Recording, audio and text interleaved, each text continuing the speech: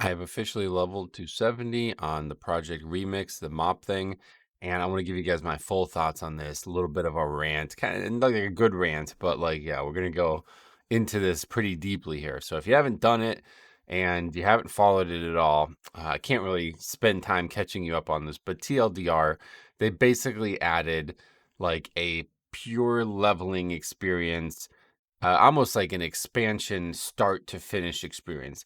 Like I don't really know how to even describe it because it's not like Mop was. You don't do the same things you did during Mop. I think when we first heard this, a lot of our ideas didn't happen here. Like people thought it was going to be like Mop Classic. It's not. You don't have anything from Mop specifically here other than the actual content. And frankly, the content that's here is just the stuff that's left over in the live game. You basically have Dragonflight's Mop, the version that's still there, the one that you could access in Chromie time if you want to level, which I would heavily recommend. It's a very, very good experience. And you just have a whole new gearing schema, which is 99% of the reason to check it out. But the 1% to check it out is what a lot of people probably hadn't really fully thought of. Mop is just amazing. It really, really is. And after doing it again, it made me realize just how good that expansion is. Like straight up, it would compete with modern launches. Like I think a lot of people would like the zones of Mop and the atmosphere and the tones and the story more than like Shadowlands, BFA, like things that were popular but also divisive. I think people probably would look back at Mop like if it was re-released today, they would probably say it was less divisive than those things. But in terms of the actual like gameplay of it, I have to say that it is absurdly addictive. Like I cannot get over how fun it was to mix and match those gems, the Tinkers things. Even up until the minute I hit 70, Jix and others were telling me like, "Oh, try this combo. You should look into this. You should look into that." I do think it's probably going to end up being like super meta-y. I think the problem with the games community is that it just can't try new things and have fun.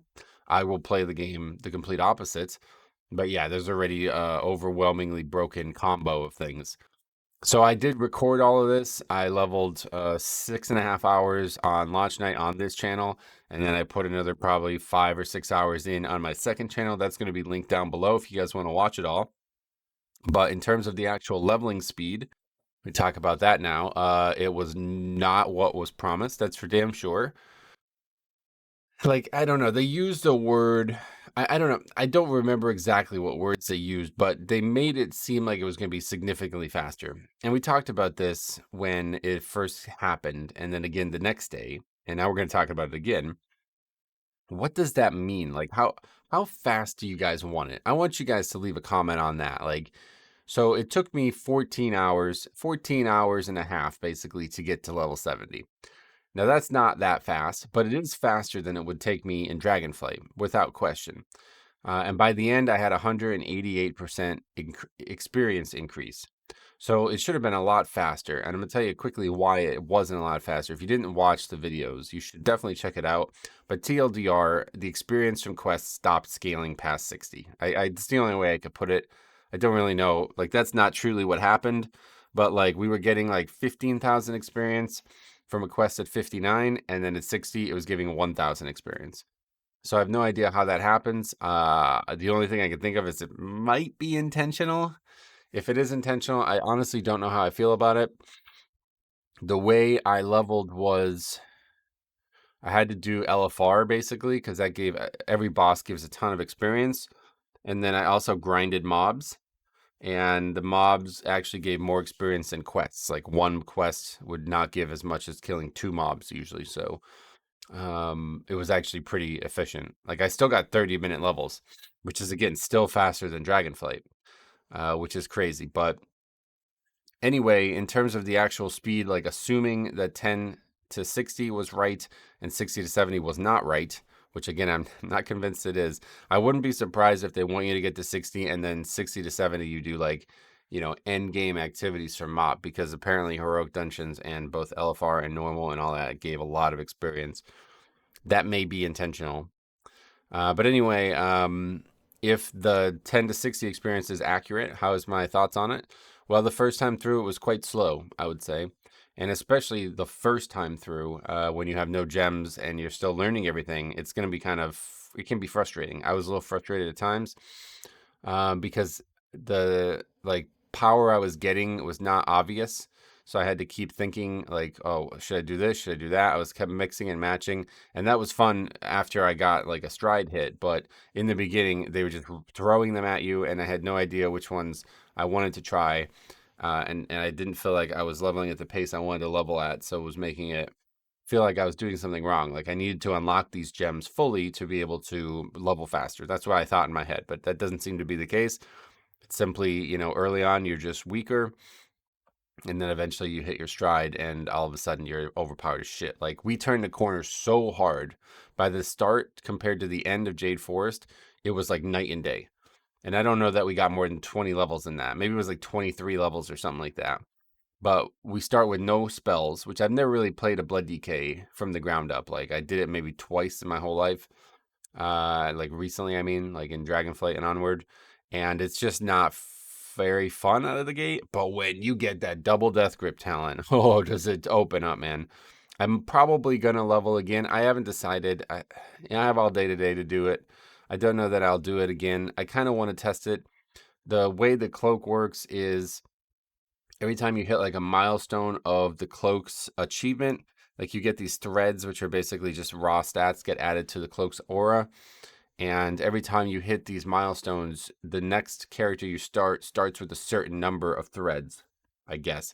Because I started it, I had 188% on my mains cloak, and then I made an alt and it had 175, 73 or something like that. Very, very strange number. I'm talking about experience bonus. And that's significant. Like if you start a second character, obviously you're just going to level twice as fast. And at that point, if we talk about 14 hours, like even if that number exactly 100, just say 175%, so that's going to cut, like what you guys, again, mathematicians, you could tell me what that would do theoretically. Obviously, it's not going to cut it down exactly by 1 point, whatever, because there's a lot of travel. And that's what I said originally. So back to the original topic here.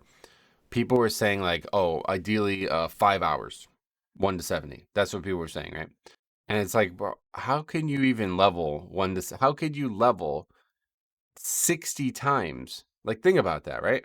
The character has to get enough experience to fill that bar 60 times in 5 hours. Where do you think you're going to get the experience? Like, we were brainstorming, like, okay, maybe there's not even really a questing component. Maybe there's going to be a bunch of world bosses or bonus objectives or world quest type things that you're going to level through. And each one of those are going to give like 3 levels. That's what I was thinking. Because like a quest, the game just doesn't really work if you do 3 quests and you turn them in and you get 3 levels. Like that's just not how questing has ever worked. It would be really, really, really bizarre. You'd probably be super undergeared even if it was that fast. Like I don't think anybody would want that. So I think the people who just don't like leveling, I mean, just don't level. I don't know what to tell you, dude. But like, let's not keep ruining this for people who actually enjoy the leveling experience. Because I'm gonna tell you right now, 1 to 60 or 10 to 60, perfect.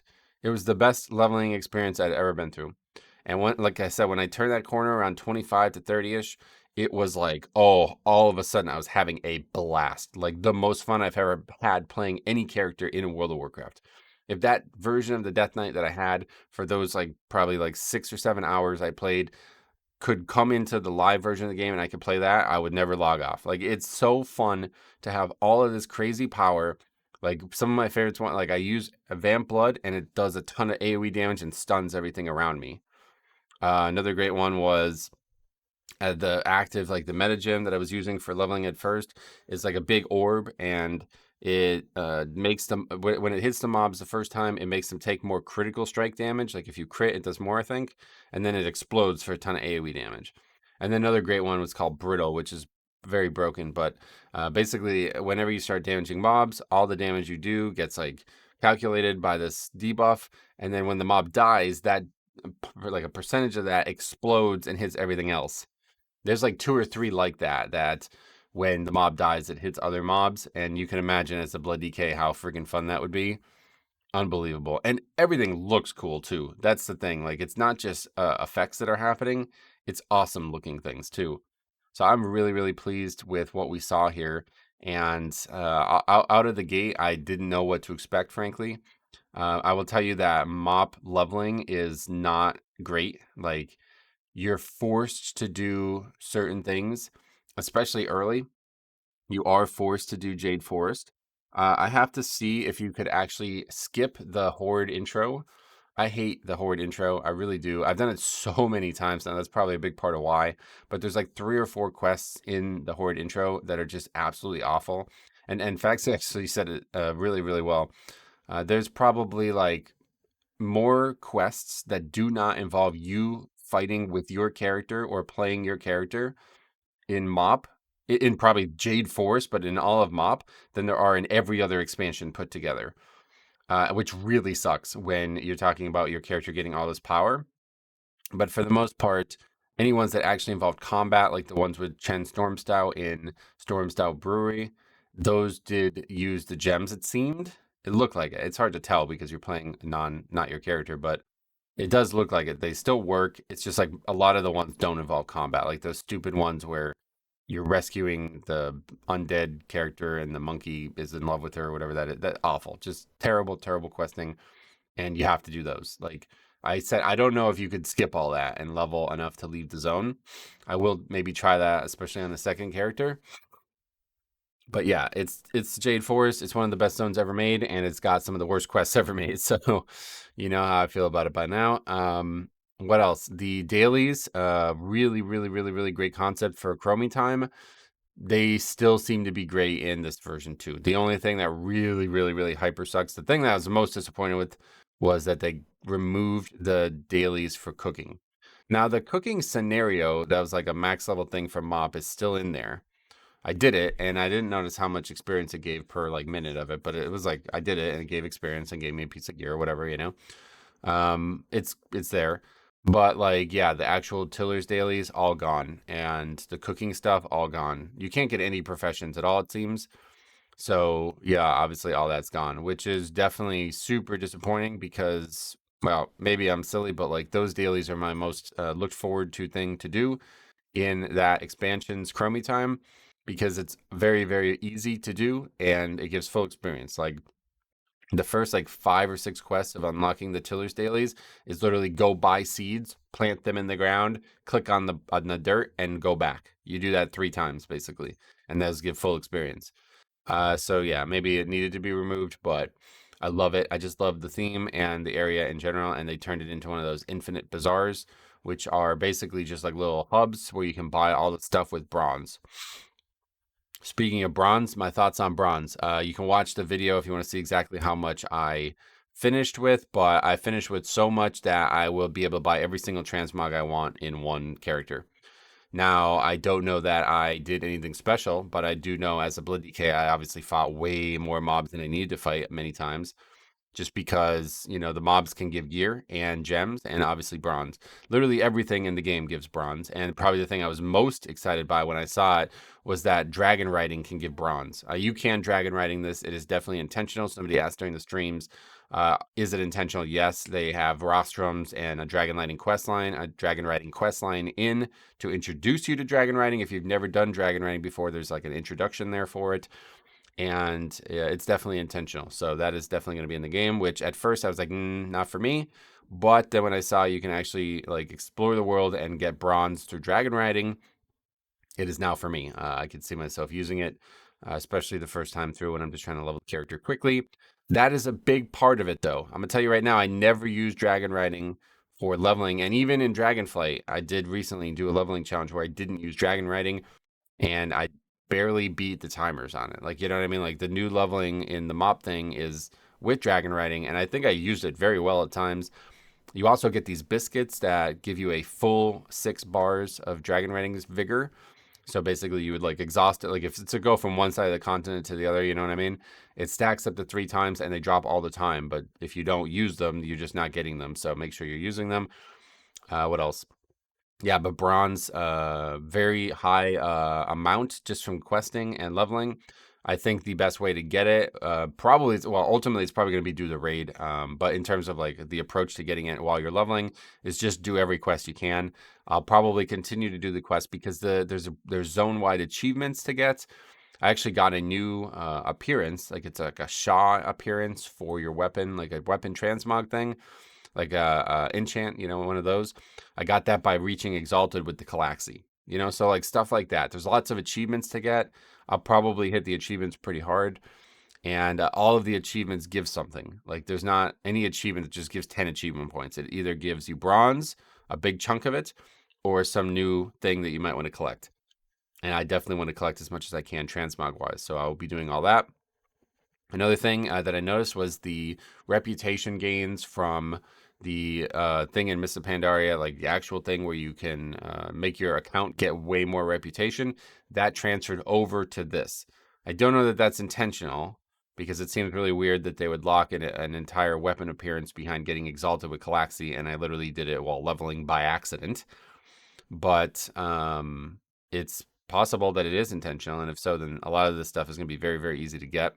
Now people are going to start debating, like, do you get enough of these things? Is it intentional? It should be intentional because it's a limited time event. We don't know anything about how limited of the time of the event is. But frankly, I do not think, like, I'm telling you straight up, I got so much bronze, I could buy every single transmog I want. Like, that's it. I don't want mounts. I don't want toys. Now, I get it. The toys and mounts are very, very expensive. There's some things for 50,000 bronze, okay? Now, those things are, they're not interesting to me. And one of them, especially, I think the Mana Bomb toy, I think that's not in the game anymore. But I think most of them are things that are still in the game. So I'm going to talk to you guys about my thoughts on this now. I do think that the bronze acquisition rate is adequate. I do not think it's high or low. I think it's actually perfect.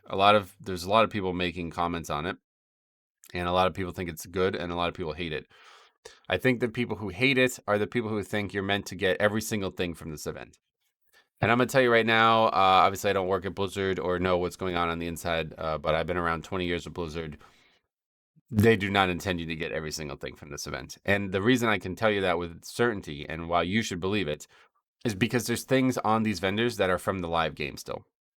So it's one thing if they added like 150 new mounts and they're all bonus, never been in the game before, new colorations, things that are going to be totally unique to this event. And if you don't get them, you're fucked. And then you're saying, oh my God, they count 50,000. I can't get 50,000. Then you'd have a complaint. But the people who are saying like, I can't buy the Shaw, the Galleon, and the Undasta mount from leveling one character in 10 hours. What the fuck? Like, bro, those mounts are still in the game. You know what I mean? You don't need to get them from this. And Blizzard probably doesn't want you to get them from this. That's why they made them 50,000. Because they're saying like, hey, if you really want to get it, go ahead and knock it off. But it's going to probably eat up a lot of your time and you're not going to be able to get other stuff. So yeah, like I think realistically, you should probably look at some of this stuff as final. Like they're probably thinking about that when they're making these decisions. And I don't think it's going to change. But I do think the prices are too high. Like, yeah, I think one character should be able to unlock most of the stuff you might want.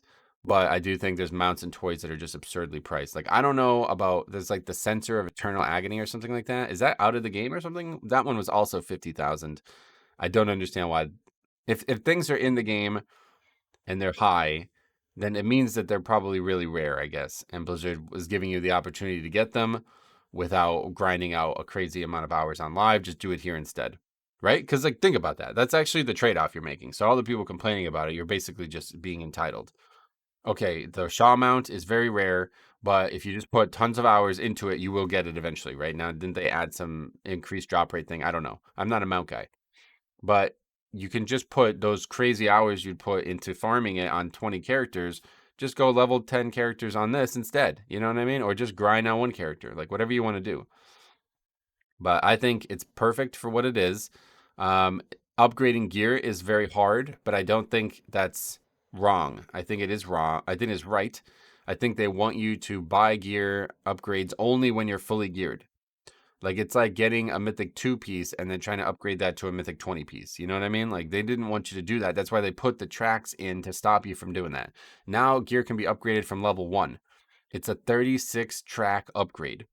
So you can literally upgrade a piece of gear that you get from the starting zone all the way to 556 item level if you were really diligent about that.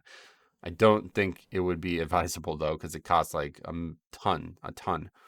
But the other trick about upgrading gear is all your gear has to be the same item level before you can progress it. So you need to upgrade every single piece. Some things that you might not be aware of is you do not get necks, rings, or trinkets while leveling. I have no idea why. I don't know where you even get them. I guess either from the raids, from normal and onward, or maybe heroic dungeons. But you get one trinket when you hit 70 automatically. And that trinket has 3 sockets in it. So I assume all rings, necks, and trinkets will have that same amount of sockets. And this is endgame gearing. And that is a power creep above all power creep. And this is to prevent you from getting too powerful while leveling, such that you just don't care about gear anymore. Because honestly, I got to that point. I got to the point where probably around level 45, where I knew leveling was going to just speed up because 45 to 50, 45 to 60 is faster than 10 to 45 in my estimation of leveling. So I'm like, all right, this is way like just stop caring about gear. It's over. Like it's just a matter of time. So I stopped caring about gear at that point. That kind of hurt me because then I had to start grinding.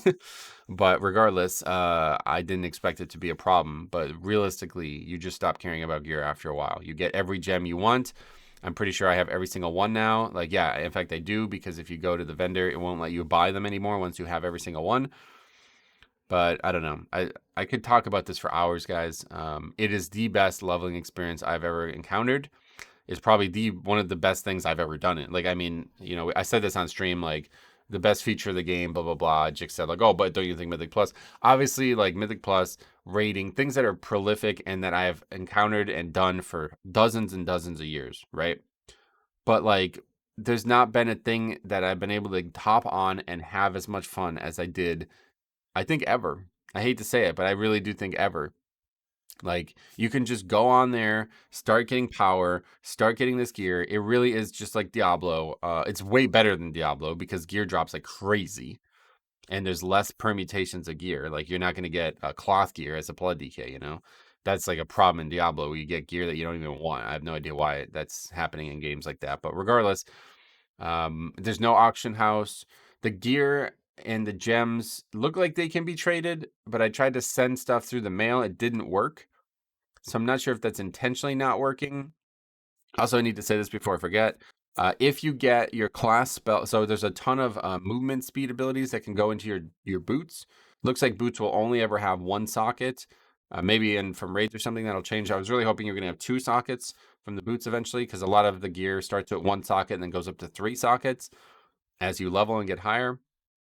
But yeah, I think that if you had to choose only one piece, like which gear thing or which class spell would you take? If you're not aware, there's a bunch of class spells that you can get that are movement oriented or utility oriented. Like you can get Vanish, or Blink, or Death's Advance, or Disengage, or Night Fae Blink, the Soul Shape. I use that a lot. You can get all those and put one of them on your boots. And again, you can just swap whenever you want. If you get Death's Advance, you just get another Death's Advance. So I tried it. People were asking me. I didn't try it on stream, but I tried it afterwards. You can just get another charge of Death's Advance. So you basically have your spell that has its own CD, and then you have the spell that's on the gear, and they both don't share a CD. So you basically have 3 charges of Death's Advance with that. So I'd assume that's the case for all spells. So what do you guys think would be the most powerful version of that? Like, I think roll if you were a monk. Like, if you had another copy of your own spell, what would it be? Probably heroic leap, because then you have 3 charges of that, I think. But anyway, I don't know. You guys tell me, man. I literally could talk about this for hours. I really wish it wasn't ending today, but I'm pretty sure this means like hard confirmation that alpha is very, very close, and they wanted to pop this on before alpha started. In terms of bugs, yeah, let's talk about that quick.